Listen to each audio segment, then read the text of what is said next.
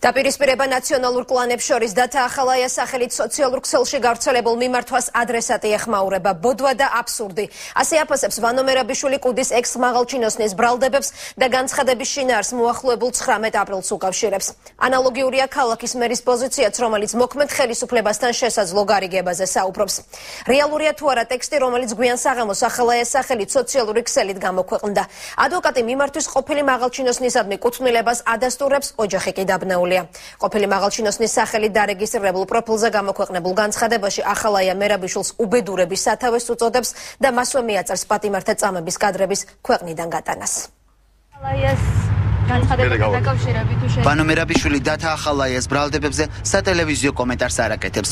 პოლიციის ყოფილი მაღალჩინოსანი და ყოფილი მინისტრი ერთმანეთს სოციალური ქსელის საშუალებით უპირისპირდებიან. ახალაია ვანო მერაბიშვილის ლაფანყურის სპეცოპერაციის ორგანიზებას, ციხის სკანდალური კადრების ევროპაში გატანას და სამხედრო მოსამსახურეების წამებას შეამხელს. დათა ახალაია წერილში იუწყება, რომ ყოფილი მინისტრის წინააღმდეგ მტკიცებულებები აქვს. მთავარი პროკურორი აცხადებს, რომ ფაქტებით გამოძიება იმ შემთხვევაში დაინტერესდება, თუ ძებნილი ახალაია გამომძიებლებს ოფიციალურ ჩვენებას მისცემს. დათა ახალაიას გააჩნია, როგორც ის ამბობს, მტკიცებულებები იმის დასადასტურებლად, რომ ეს ამ კადრების შექმნა და მისი საზღვარგარეთ გატანა მოხდა ვანო მერაბიშვილის მეშვეობით, ჩვენ ამ ადამიანის ჩამოსვლის შემთხვევაში დავინტერესდებით და ამ ხრივ გამოძიებას ვაწარმოებთ. დათა ახალაიას მიერ სოციალურ ქსელში გავრცელებულ განცხადებას წერილობითვე პასუხობს ნაციონალური მოძრაობის გენერალური მდივანი. მერაბიშვილი ახალაიას ბრალდებებს 19 აპრილს დაგეგმილ მიტინგს უკავშირებს. აგერ უკვე მე-7 თვეა სამშობლოდან გადახვეწილი ვაკვირდები ქვეყანაში მიმდინარე მტკივნეულ პროცესებს.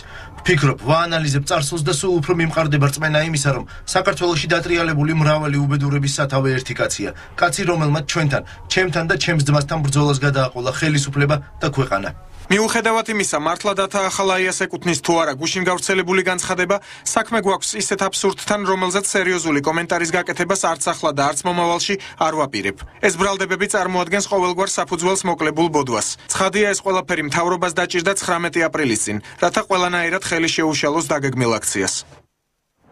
ვანო მერაბიშვილისგან განსხვავებით, სოციალურ ქსელში გავრცელებული განცხადების ავთენტურობა ეჭქვეშ არ დაუყენებია ქალაქის მერს. გიგი უგულავა აცხადებს, რომ მათი მთავრობის ზოგიერთმა მაღალჩინოსანმა ზეწოლას ვერ გაუძლო. ახალაიას თანამშრომლებს 80% თუ მეტი არა, ისევ იმ ადგილებზე ზის და ეხლა უკვე ნამდვილად პოლიტიკური ოპონენტების დევნით არის დაკავებული. ასე რომ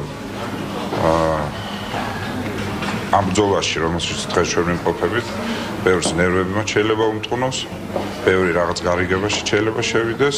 მერაბიშვილი ახალაიას დაპირისპირებას დღესვე ექსპერტების და საზოგადოების სხვა წევრების შეფასება მოხდა. მამუკა არეშიძე როლანდ ახალაიას და ვანო მერაბიშვილის შეხვედრის დეტალებზე საუბრობს და აცხადებს, რომ მერაბიშვილს ბაჩუ ახალაიას ბრალდებასთან დაკავშირებით როლანდ ახალაიამ საჯარო პოზიციის დაფიქსირება მოსთხოვა. ყოფილი თავდაცვის მინისტრის სასამართლო პროცესებს, რომ ნაციონალური მოძრაობის ლიდერები არესტრებიან, ეს თია თუთბერიძესაც აშფოთებს.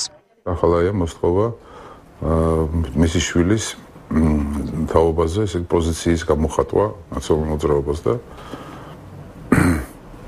ეს პოზიცია არ ჩანს. ანუ ეგ არის გარკვეული დაპირისპირება როგორც ჩანს და ამ დაპირისპირების საფუძველზე არ არის გამორიცხული, რომ ახალაიას მომხრეებმა, როგორც სამხედროებმა, ისე ყოფილმა ძალოვნებმა თავისი, ასე ვთქვათ, პოზიცია უკეთრად განსხვავებული დააფიქსირა. ამ ეტაპზე მე მაქვს კიდევ ერთხელ ვიმეორებ კითხვები ნაციონალური მოძრაობის გენერალური მდივნის თუ ნაციონალური მოძრაობის სხვა პოლიტიკური ლიდერების მიმართ, რომელთა განცხადებებიც მე არ მომისმენია ბაჩუ ახალაიას დაკავებასთან დაკავშირებით. დათა ახალაიას სკანდალურ განცხადებასთან დაკავშირებით დუმას ამჯობინებს საპარლამენტო უმცირესობა. ამ თემაზე შეფასებები დღეს მხოლოდ უმრავლესობის მხრიდან გაკეთდა.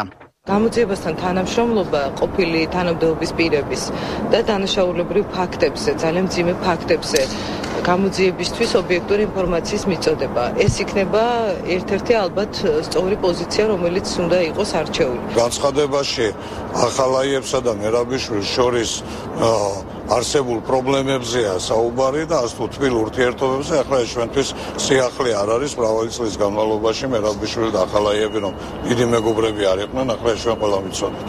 სოციალურ ქსელებში გავრცელებული განცხადების უტყუარობას ამ ეტაპზე მხოლოდ ახალაიას ადვოკატი ადასტურებს. ირაკლი ზაქარეიშვილის თქმით, მისი დაცვის ქვეშ ყოფი უახლოეს დღეებში კიდევ ერთი სკანდალური განცხადების გავრცელებას გეგმავს.